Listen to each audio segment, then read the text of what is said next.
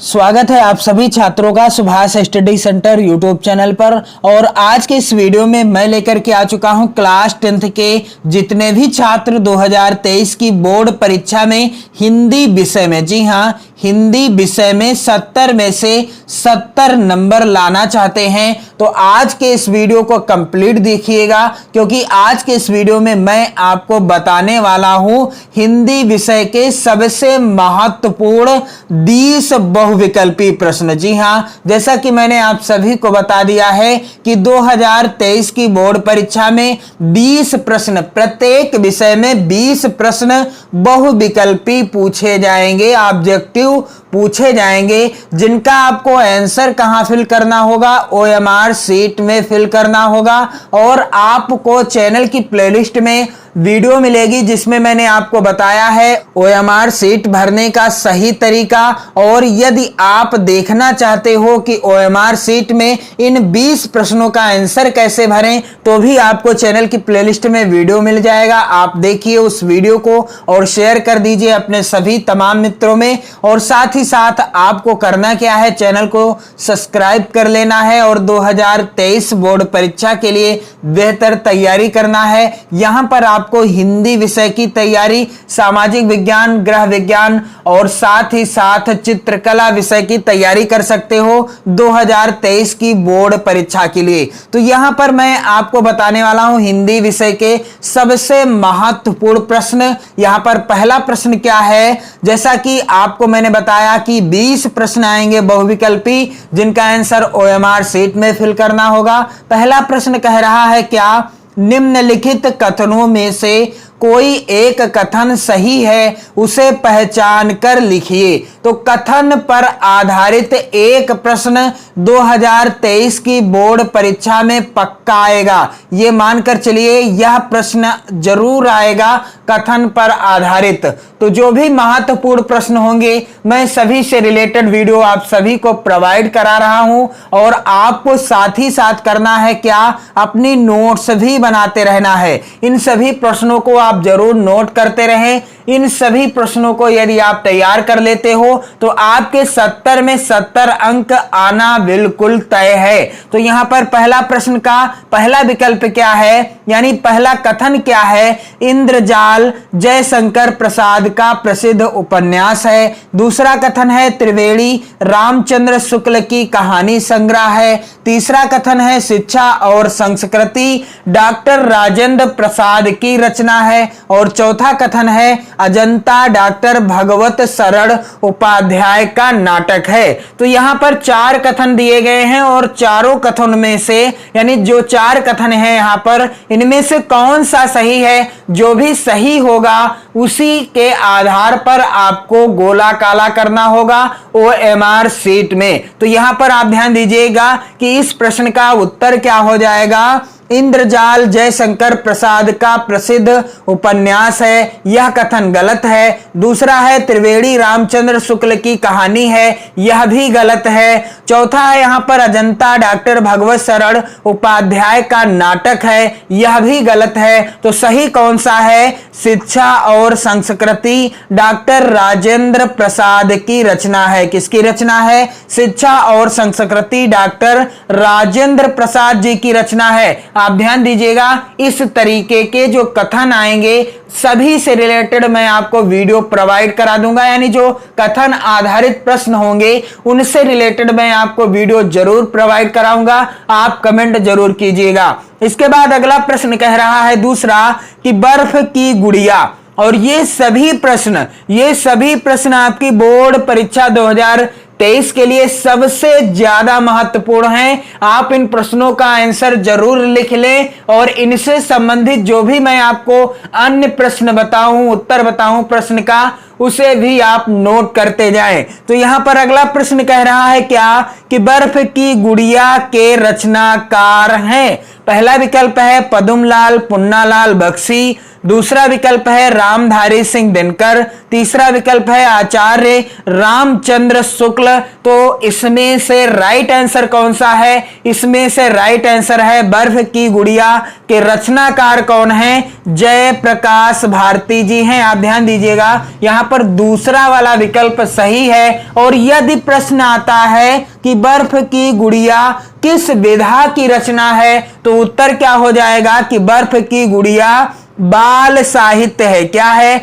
बर्फ की गुड़िया रचना की विधा क्या है? बाल साहित्य। आप ध्यान दीजिएगा, इससे भी रिलेटेड प्रश्न आपकी बोर्ड परीक्षा में यदि आए तो आपसे गलत ना होने पाए। इसके बाद अगला प्रश्न कह रहा है क्या? कलकत्ता से पीकिंग। कलकत्ता से पीकिंग वेरी इंपॉर्टेंट क्वेश्चन है यह आपकी बोर्ड परीक्षा 2023 के लिए।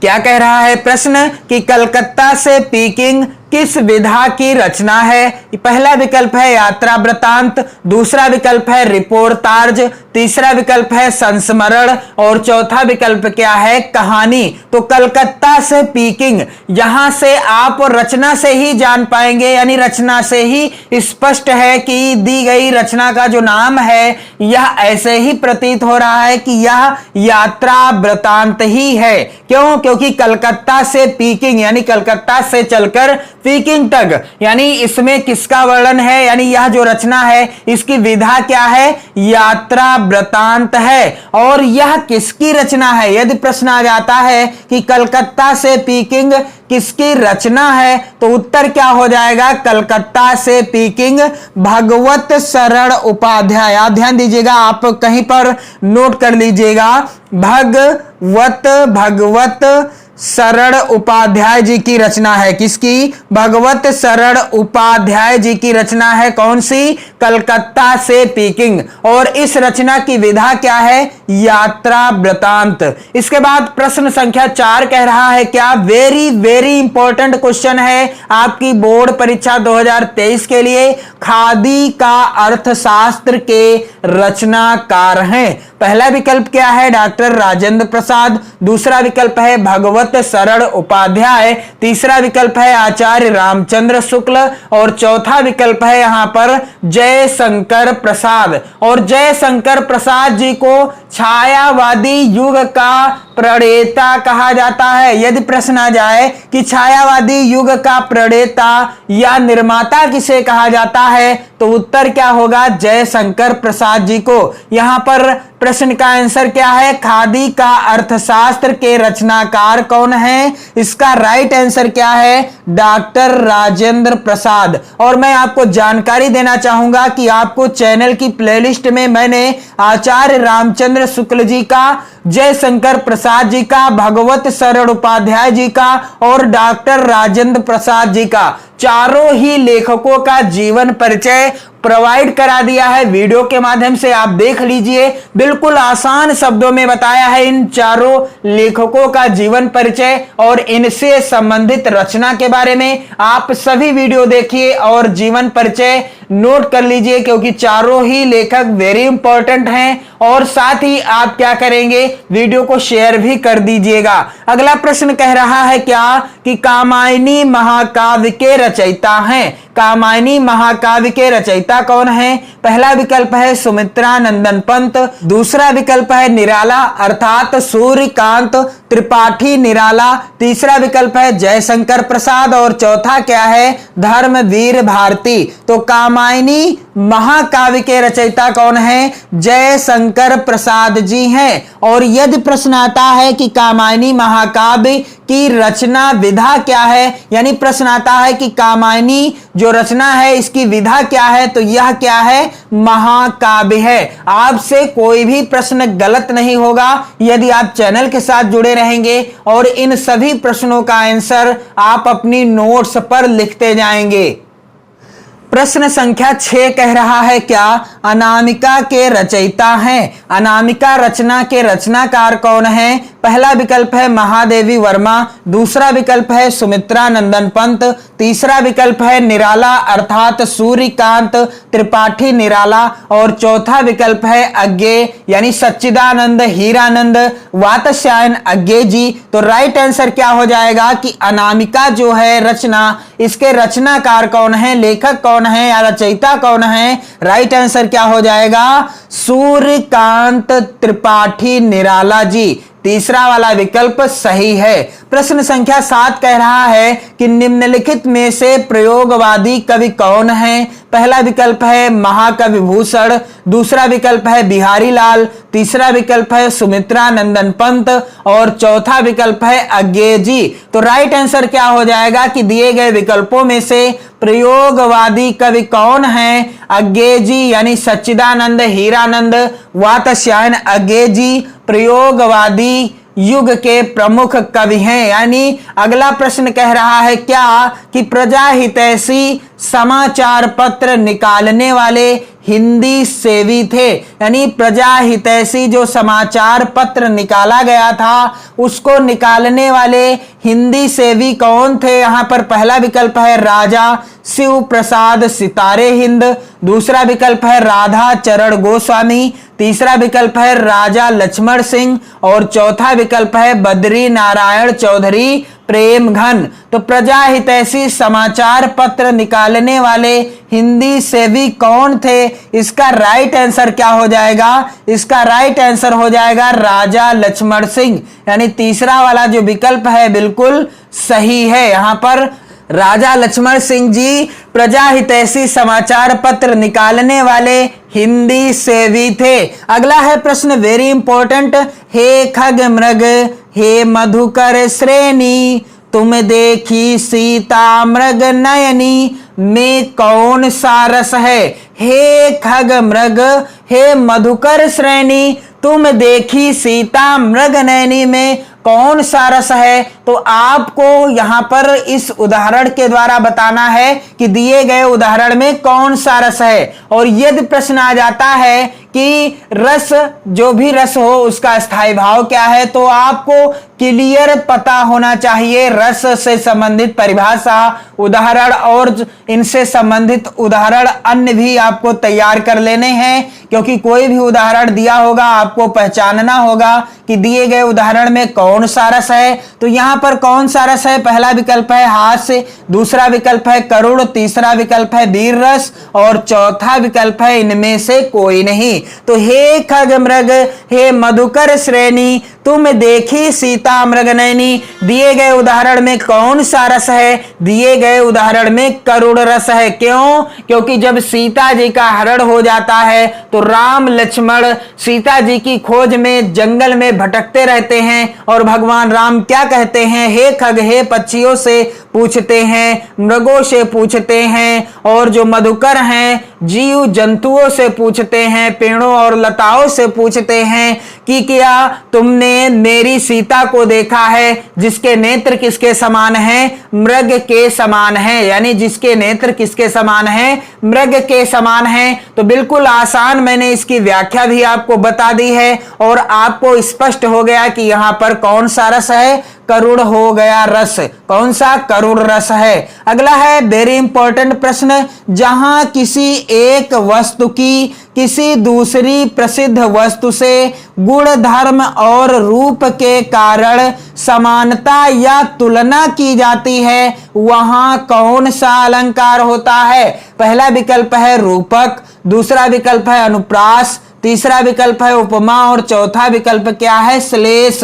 तो मैंने आप सभी को ये चारों अलंकार, यहां पर आप ध्यान दीजिएगा, रूपक अनुप्रास उपमा और श्लेष चारों अलंकार पढ़ा दिए हैं 2023 की बोर्ड परीक्षा के लिए। और यहां पर आप देख पा रहे हैं कि जब आप उपमा अलंकार की परिभाषा पढ़ते हैं तो कुछ कुछ ऐसी ही परिभाषा लिखी होगी। और यहां पर कौन सा अलंकार है? उपमा अलंकार है, क्योंकि लिखा है स्पष्ट रूप से कि जहां किसी एक वस्तु की किसी दूसरी प्रसिद्ध वस्तु से गुणधर्म और रूप के कारण समानता या तुलना की जाती है वहां कौन सा अलंकार होता है? वहां होता है उपमा अलंकार। जहां पर एक वस्तु की दूसरी वस्तु के साथ समानता या तुलना की जाए वहां पर क्या होता है, उपमा अलंकार होता है। प्रश्न संख्या यहां पर अगला है, रोला में कितनी मात्राओं पर यति होती है। पहला विकल्प है 11 और 13, दूसरा विकल्प है यहां पर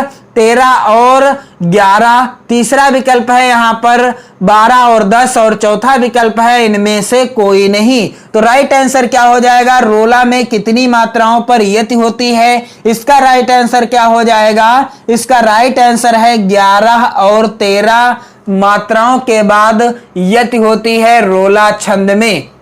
अगला प्रश्न कह रहा है, क्या चर और अचर में कौन सा समास है। पहला है विकल्प द्विगु, दूसरा विकल्प है द्वंद्व समास, तीसरा विकल्प है बहुव्रीहि समास और चौथा क्या है विकल्प कर्मधारय। तो चर और अचर में कौन सा समास है, तो मैंने आपको द्वंद्व समास की परिभाषा में बताया है कि जहां पर प्रथम यानी पहला पद और दूसरा पद दोनों की प्रधानता होती है और जब दोनों विग्रह होते हैं तब क्या होता है, और शब्द लग जाता है, और जब इनका समास होता है तो और का लोप हो जाता है। इसलिए यहां पर कौन सा समास है, तो यहां पर कौन सा समास है, द्वंद्व समास है। द्वंद्व समास के दोनों ही पद प्रधान होते हैं। जैसे कि चर और अचर में कौन सा समास है, द्वंद्व समास है। अगला है प्रश्न, नेह का तत्सम क्या होगा।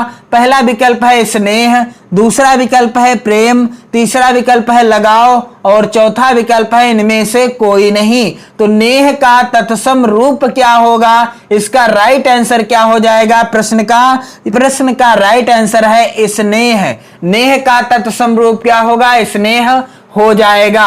अगला प्रश्न कह रहा है, क्या कि हिमांशु, सुधांशु, इंदु आदि किसके पर्यायवाची हैं। हिमांशु, सुधांशु, इंद्र आदि किसके पर्यायवाची हैं, तो इसका राइट आंसर क्या हो जाएगा, पहला विकल्प है सूर्य के, दूसरा विकल्प है चंद्रमा के, तीसरा विकल्प है पृथ्वी के और चौथा विकल्प क्या है, आकाश के। तो दिए गए विकल्पों में से इसका राइट आंसर क्या हो जाएगा कि हिमांशु, सुधांशु और इंदु किसके पर्यायवाची हैं, चंद्रमा के पर्यायवाची हैं।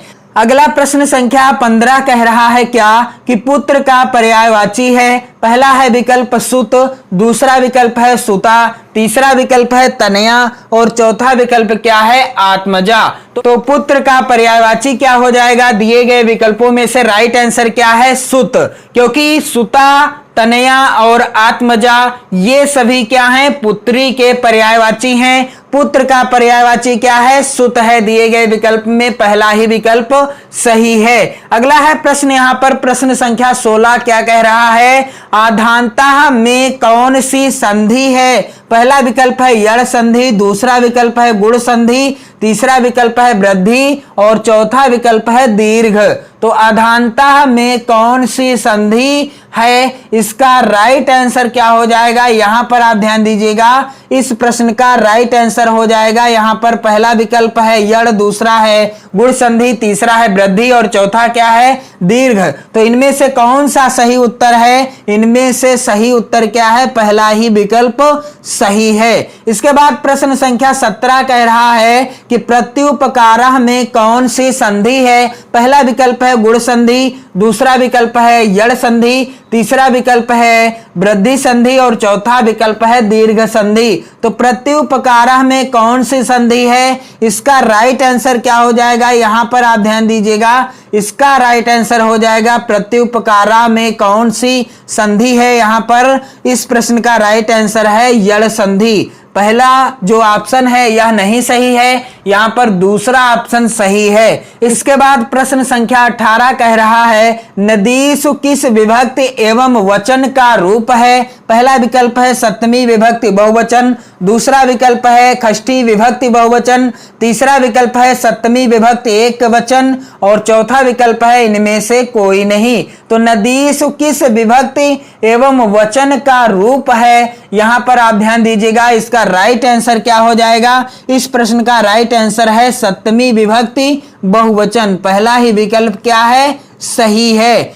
इसके बाद प्रश्न संख्या 19 कह रहा है क्या कि हसतु शब्द हस धातु के किस लकार का रूप है। पहला विकल्प है लट लकार, दूसरा विकल्प है लोट लकार, तीसरा विकल्प है लंग लकार और चौथा विकल्प क्या है विधिलिंग लकार। तो यहां पर राइट आंसर क्या हो जाएगा, इस प्रश्न का राइट आंसर है लोट लकार। तो हसतु शब्द हस धातु के किस लकार का रूप है, लोट लकार का। प्रश्न संख्या 20 कह रहा है क्या अपठत किस लकार का रूप है। पहला है विकल्प लंग लकार, दूसरा है विकल्प लट लकार, तीसरा विकल्प है लोट लकार और चौथा विकल्प क्या है, चौथा विकल्प है लिट लकार। तो अपठत या अपठ किस लकार का रूप है, इसका राइट आंसर क्या हो जाएगा, इस प्रश्न का राइट आंसर हो जाएगा, यहां पर आप ध्यान दीजिएगा, लंग लकार। अपठत किस लकार का रूप है, तो यह लंग लकार का रूप है। इसके बाद आगे आपको मैं बता दूं कि ये जो प्रश्न हैं